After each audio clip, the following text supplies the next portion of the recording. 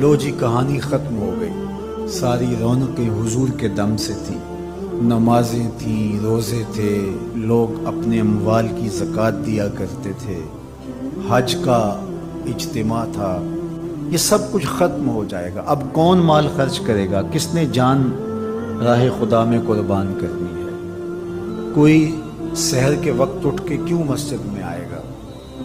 بظاہر لگتا تھا کہ یہ بڑی ہمدردی اور دلجوئی سے حقیقتیں حال کو بیان کر رہے ہیں، لیکن اس کے اندر چھپا ہوا ظاہر تھا۔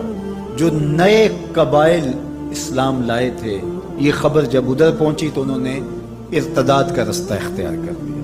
بہت سارے قبیلے، آپ پڑھیں تاریخ، مرتد ہو گئے، کسی نے زکوٰۃ دینے سے انکار کر دیا، مسیلمہ کذاب نے اپنی جھوٹی نبوت کا دعویٰ کھڑا کر دیا، حضرت صدیق اکبر کا دل زخمی ہے، کلیجہ زخمی ہے۔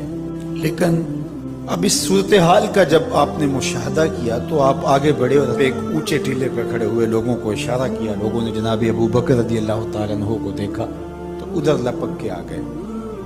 تو حضرت ابو بکر صدیق رضی اللہ تعالیٰ عنہ نے مختصر خطاب کرتے ہوئے آپ نے کہا، لوگوں مجھے ایک بات بتاؤ، تم اللہ کی عبادت کرتے تھے کہ رسول اللہ کی عبادت کرتے تھے؟ لوگوں نے کہا کہ ہم اللہ کی عبادت کرتے تھے۔ تو کہا کہ اگر تو تم رسول اللہ کی عبادت کرتے تھے تو حضور وصال کر گئے، اور اگر تم اللہ کی عبادت کرتے تھے تو وہ آج بھی حی ہے، لا یموت ہے، اسے موت ہے ہی نہیں۔ پھر کہا، جس دین کے لیے میرے اور آپ کے آقا و مولا نے اپنی ساری زندگی لگا دی، کیا حضور کے وصال کر جانے کے بعد تم اس دین کو چھوڑ دو گے؟ تو لوگوں نے کہا، کیوں چھوڑیں گے؟ تو کہا، پھر اٹھو اور دین کا جھنڈا لے کے پوری دنیا پہ چھا جاؤ۔ تو آپ نے